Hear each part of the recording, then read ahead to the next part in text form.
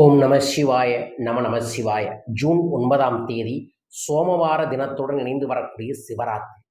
இந்த மாதிரி நாட்களில் நம்ம சிவனுக்குரிய சில சூட்சமான மந்திரங்களை மனமாற ஜபம் செய்வதோ அல்லது லிகித ஜபமாக எழுதுவதோ நமக்கு நீண்ட காலமாக இருக்கக்கூடிய குழப்பங்கள் தெளிவாகும். நம்ம எல்லாத்துக்குமே வாழ்க்கை நல்லா தான் இருக்குது. ஆனால் நம்மளே நமக்கு அதாயிடுச்சோ இதாயிடுச்சோ, ஏன் தான் எனக்கு இப்படி இருக்குதோ, ஏன் தான் நான் தோக்குறேன், ஏன் தான் எனக்கு நல்லது நடக்க மாட்டேங்குது அப்படின்னு நமக்கு நாமே ஏற்படுத்தக்கூடிய குழப்பங்கள் தான் நமக்கு அப்டக்கலாக கிரியேட் ஆகுது. அந்த அப்டக்கலை நம்மளே கிரியேட் பண்ணி நம்மளே அதுக்கு கவலைப்பட்டு கடைசியில் நம்மளே அதை உடைச்சு தாண்டி வருவோம். அந்த மாதிரி இருக்கக்கூடிய குளறுபடிகள் அப்டக்கலை நீங்கள் சரி செய்வதற்கு சிவராத்திரி ஒரு பெஸ்ட் டே. அதுவும் சிவனுக்குரிய நாளான சந்திர நாள்னு சொல்லக்கூடிய திங்கட்கிழமையுடன் இணைந்து வரக்கூடிய நாள் மோஸ்ட் பவர்ஃபுல் டே. வரும் திங்கட்கிழமை ஜூன் 9 சிவராத்திரி, அதோடு சேர்ந்து வரக்கூடிய சோமவார தினம். அந்த 2 நாளில் இணைந்து வரனால அன்னைக்கு நீங்கள் உங்களுக்கு தெரிஞ்ச சிவமந்திரங்கள் எது வேணாலும் சொல்லலாம்.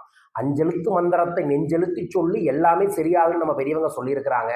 அந்த 5 எழுத்து மந்திரமான ஓம் நம சிவாய, இந்த மந்திரத்தை நீங்கள் அன்றைய தினத்தில் 108 முறை எழுதுங்க. ஒரு வெள்ளை பேப்பரில் சிவப்பு மையில்.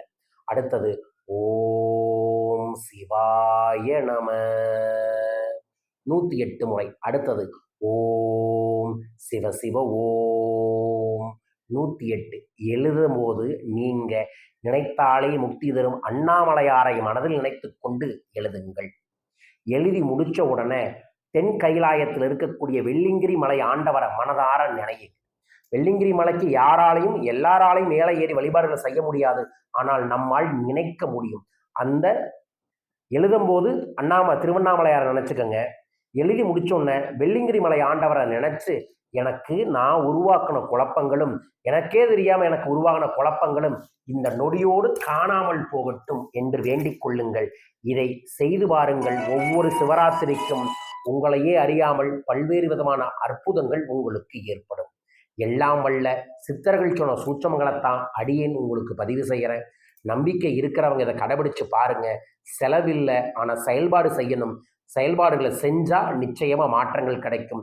வரும் அற்புதமான தெய்வீகமான ஜூன் 9ஆம் தேதி இதை கடைபிடியுங்கள். என்ன குழப்பம் உங்களுக்கு சரியாகணும்னு நினைக்கிறீங்க? கமெண்ட் பாக்ஸில் மென்ஷன் பண்ணுங்க. இதை செஞ்சும் குழப்பங்கள் சரியாலைன்னா என்னை சந்திங்க. சைக்காலஜிக்கலாக ஸ்பிரிச்சுவலாக உங்களோட ப்ராப்ளத்துலேருந்து எப்படி வெளிவரணுங்க அப்படிங்கிறத நான் சொல்லித்தரேன்.